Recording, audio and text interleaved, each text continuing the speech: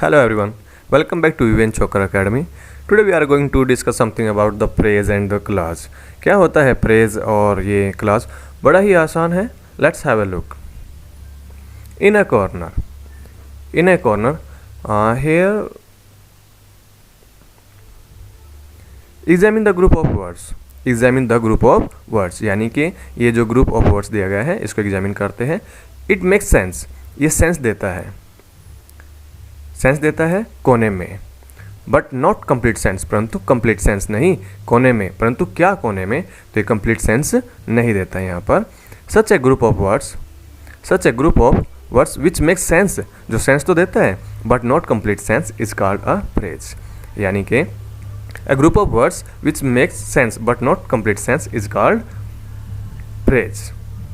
और इसमें complete sense लेने के लिए अगर हम इसमें सब्जेक्ट और प्रेडिकेट को मिला देते हैं तो ये बन जाता है हमारा क्लॉज. यस, यही डिफरेंस है बस फ्रेज और क्लॉज में. चलिए देखते हैं. The sun rises in the east. In the east यहाँ पर फ्रेज होता है द सन राइजेज. और अगर हम इस फ्रेज में सब्जेक्ट द सन और राइजेज इन द ईस्ट, ये कंप्लीट हमारा प्रेडिकेट हो जाता है. तो ये सन और ये राइजेज इन द ईस्ट, ये हमारा एक कंप्लीट सेंटेंस भी कह सकते हैं हम इसको, और क्लॉज भी कह सकते हैं. Humpty Dumpty sat on a wall. Humpty Dumpty sat on a wall. On a wall. On a wall यहाँ पर हमारा फ्रेज है, और अगर फ्रेज में हम सब्जेक्ट और प्रेडिकेट मिला देते हैं, इसको कंप्लीट कर देते हैं. Humpty Dumpty यहाँ पर सब्जेक्ट हो जाता है, set on a wall ये हमारा प्रेडिकेट हो जाता है. तो सब्जेक्ट और प्रेडिकेट अगर आ जाता है किसी सेंटेंस में तो वो हमारा क्लॉज हो जाता है.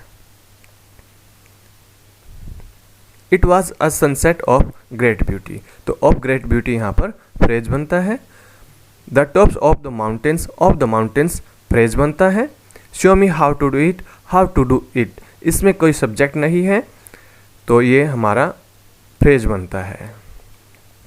तो यहाँ पर क्लियर हो गया है बिल्कुल. अगर हम किसी फ्रेज में सब्जेक्ट और प्रेडिकेट या वर्ब आ जाती है तो वो एक कंप्लीट सेंटेंस बन जाता है, एक क्लॉज बन जाता है. अभी क्या डिफरेंस है क्लॉज में और सेंटेंस में, ये आगे बढ़ करके देखते हैं. उम्मीद करता हूँ फ्रेज आपके क्लियर हो गया होगा. A group of words which make sense but not complete sense is called phrase. Examine the group of words in bold. In bold means coloured in the following sentences. चलिए देखते हैं, examine करते हैं. He has a chain of gold. Of gold यहाँ पर हमारा phrase है. Phrase के लिए और थोड़ा सा बताना चाहूँगा. On the bench, in a car, here and there, तो ये सभी हमारे फ्रेज बनते हैं. He has a chain which is made of gold. जी बिल्कुल, यहाँ पर देखते हैं. He has a chain, he subject होता है, हैज़ अ चेन प्रेडिकेट होता है. तो अपने आप में कंप्लीट सेंटेंस तो ये भी है. Which is made of gold, which हमारा यहाँ पर सब्जेक्ट होता है, विच हमारा यहाँ प्रोनाउन की तरह काम करता है, और प्रोनाउन यहाँ पर सब्जेक्ट की तरह काम करता है. तो विच इज़ मेड ऑफ गोल्ड एक फ्रेज है, परंतु ये सब्जेक्ट और इज़ मेड ऑफ गोल्ड ये प्रेडिकेट, ये एक हमारा क्लॉज बन जाएगा. चलिए थोड़ा सा आगे बढ़ करके देखते हैं क्या होता है. We recognize the first group of words as a phrase. जी बिल्कुल, ऑफ गोल्ड हमने फ्रेज के रूप में जाना. The second group of words unlike the phrase of gold contains a subject. एक सब्जेक्ट है इसमें, विच यहाँ पर सब्जेक्ट है, and a predicate, and a predicate is made of gold. इसमें एक सब्जेक्ट भी है और एक प्रेडिकेट भी है, और दूसरा ये इस कंप्लीट सेंटेंस का एक हिस्सा भी है. Which is made of gold, ये इस कंप्लीट सेंटेंस का एक हिस्सा भी है. तो इसी से हमारी डेफिनेशन निकल करके आएगी. Such a group of words which forms part of a sentence.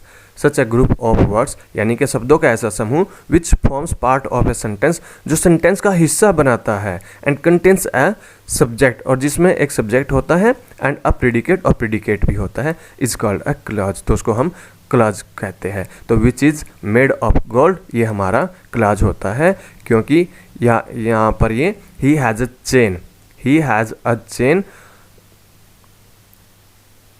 तो ये कंप्लीट सेंटेंस का एक पार्ट बनता है यहाँ पर, which is made of gold. और आगे बढ़ करके क्लियर करते हैं इसको। In the following sentences the group of words in colour are clauses. People are trusted, who pay their debts, ये कंप्लीट सेंटेंस है। और हु पे देयर डेब्ट्स ये कंप्लीट सेंटेंस का एक पार्ट है, हु पे देयर डेब्ट्स, और इसमें subject भी है, पे देयर डेब्ट्स और एक प्रीडिकेट भी है। यानी कि such a group of words which forms part of a sentence, जो सेंटेंस का एक हिस्सा होता है और कंटेंस करता है, रखता है, सब्जेक्ट रखता है और प्रीडिकेट भी रखता है। यानी कि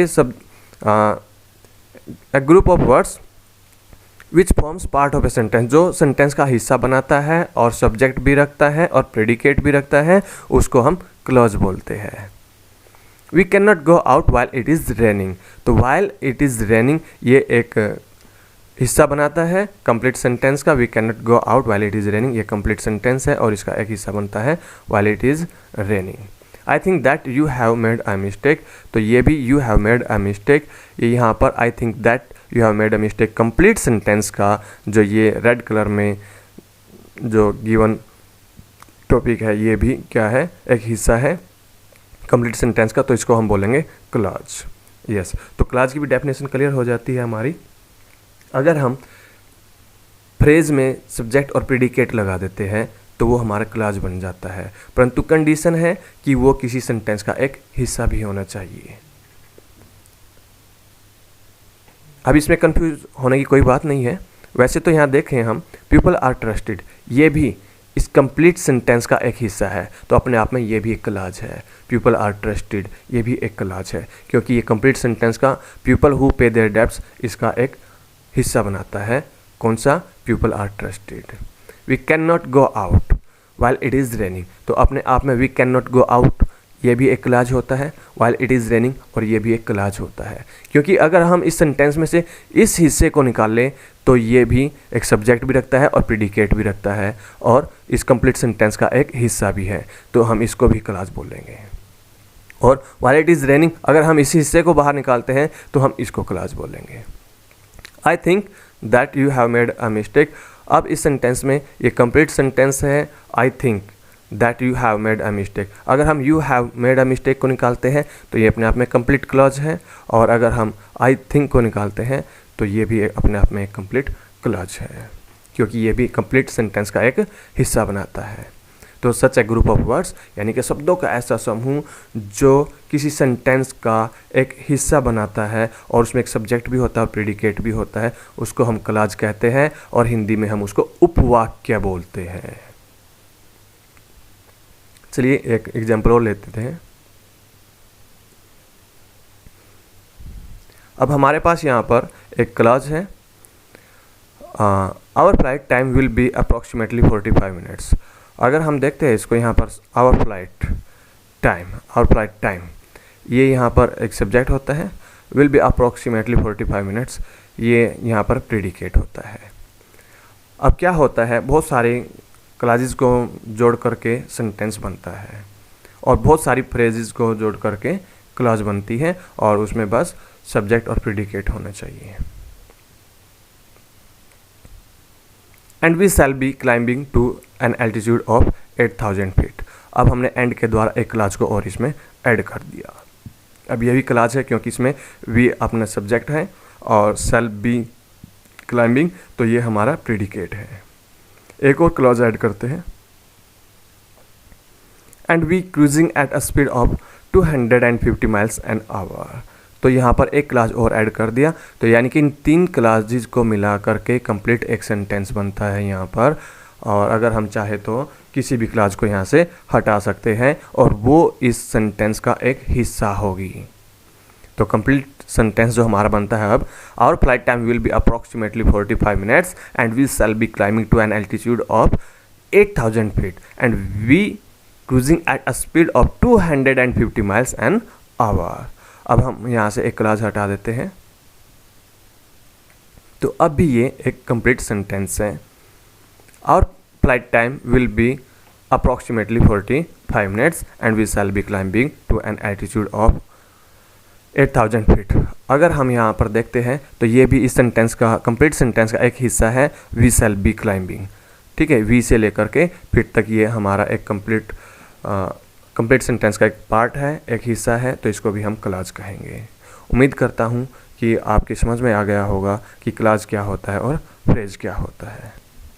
अगर आपको वीडियो अच्छी लगती है तो प्लीज़ लाइक कीजिए, सब्सक्राइब कीजिए और शेयर कीजिए, और कोई प्रॉब्लम आती है तो प्लीज़ कमेंट कीजिए। Thank you.